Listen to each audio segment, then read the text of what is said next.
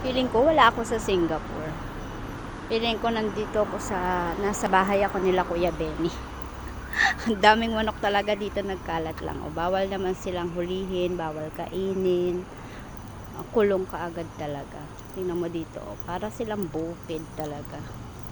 Para ako nasa bukid. Daming manok. Dumadami sila lalo, oh. Ayan, forest yan. Marami diyang mga baboy damo lumalabas minsan. Minsan 12, minsan 15 baboy damo nandiyan nagkalat lang. Bawal silang hulihin.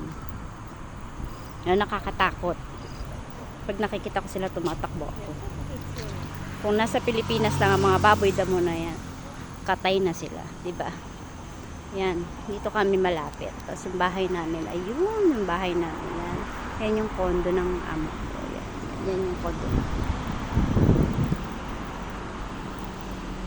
Pinasilip ko lang ang mga manok ni Kuya Benny. Nagkalat dito. Pumunta pa dito sa Singapore yung mga manok. Kuya Benny, pakihuli na yung manok mo. Bye bye guys.